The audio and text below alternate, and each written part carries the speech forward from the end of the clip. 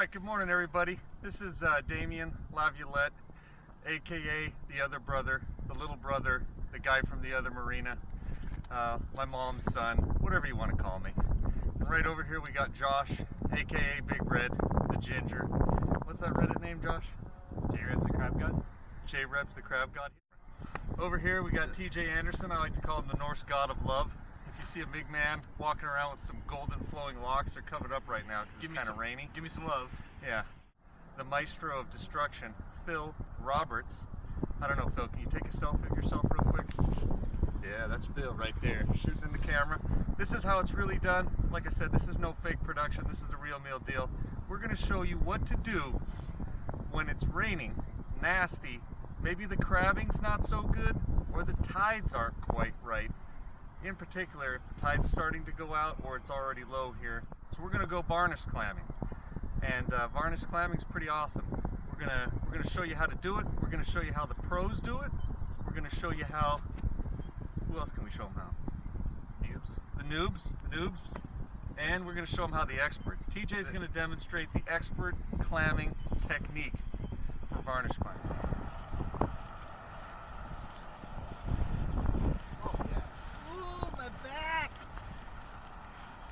Okay guys, what we're going to do first is we're going to demonstrate the newbie, or the noob way for all those video game players out there, or the new rookie flatlander, whatever you want to call it, way of clamming. And we're going to have Josh, aka the ginger, demonstrate that for you guys.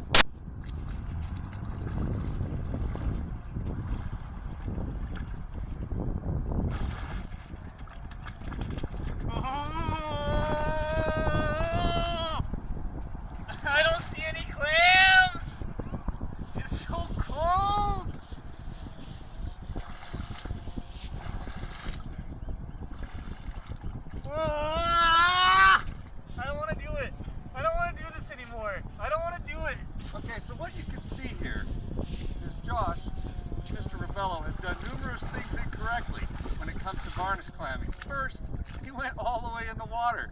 Second, he used a shovel. This type of clamming, you don't even need to get wet. You don't even need to get dirty or muddy if you do it right. So we're going to take a break, get Josh out of this water, or this newbie clamming that he was just doing, and get him up on the bank. And then we're going to show you the pro way. And again, TJ Anderson is going to demonstrate the pro. Okay, so we checked out the noob way of clamming, and we had Josh Rebello do that. So what we're going to do now is show you the pro way of clamming. We're going to have TJ demonstrate. Again, as you can see down here, this is unbroken virgin soil. No one has been clamming here, so this is definitely not a staged clamming video. All right, TJ, take it away.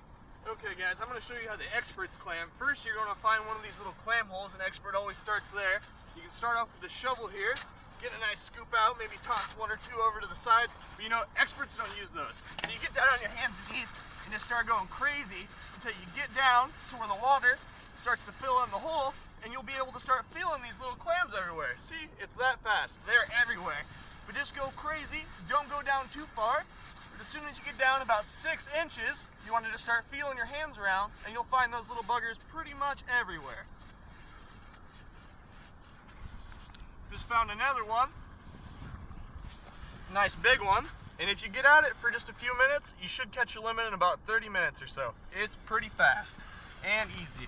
And as you can see, I'm not getting all wet like Mr. Josh Rebello. Okay, so now we've shown you the noob way, and we've showed you the expert way. Both of those will eventually get you the clams you're looking for, because varnish clamming, quite frankly, is just that simple. It's easy. Doesn't take a lot of pro effort or any type of special techniques. This isn't like clamming for razor clams or waiting for a mega minus tide in Garibaldi to do some cockles or gaper clams. This is very easy, laid back Nehalem Bay clamming. So I'm going to show you what you can really do. For starters, come from over here at the Jetty Fishery. We can give you a ferry ride over here, or you can rent a boat, go crabbing and clamming, or you can just rent a boat and come on over here and go clamming and have a good time on this beautiful beach. But it's pretty darn simple, folks. So what you want to do is you want to find yourself a nice little area right about where the wet sand is still, you know, kind of moist and there's a little bit of water in it. You can kind of see that? It's pretty simple. You don't want to be way up on the bank where the dry sand is, and you don't want to be way down there like the noob in the water, because that's just, you're going to get clams. It's hard. You're going to get wet. You're going to get cold. You can stay dry while you're varnish clamming. It's that simple. So you kind of just sit there. You can put a knee down. You don't have to put a knee down. You can just start digging a hole. Cut that away. You can start digging a hole, just like I am here. You're going to end up getting down about 12 inches.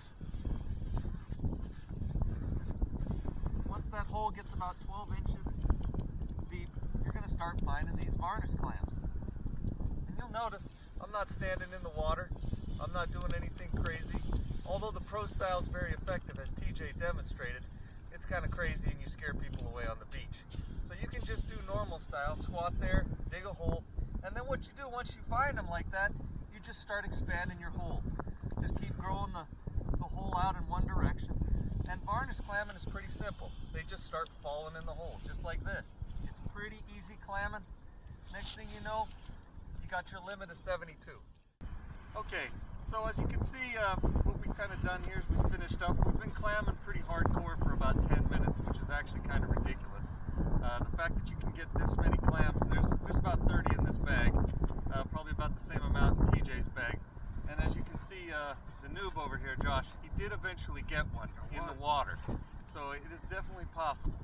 Now, what you want to remember when you go clamming in Oregon, in particular, as we're talking about varnish clamming here on the beautiful Nehalem Bay, right at Jetty Fishery, you want to remember that you have to have a shellfish license, an Oregon shellfish license. That allows you to go crabbing and clamming, and then you got to pay attention to the limits on the clams and crab, or the type of shellfish that you're out there harvesting.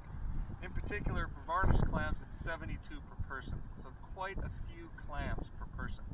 The other thing you got to know is you have to keep your catch or your collection bags separate from the other persons. Okay, thanks for coming to hang out with us and enjoying this video series. Again, we're hoping to make some more videos in the near future.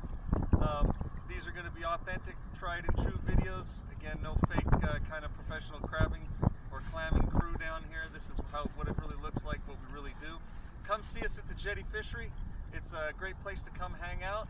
We've got great people here: Josh Rebello, TJ Anderson, Phil Roberts, Brian Hazlett, and Landon Strong. Come see the crew, hang out with us, and we'll do some fun stuff together.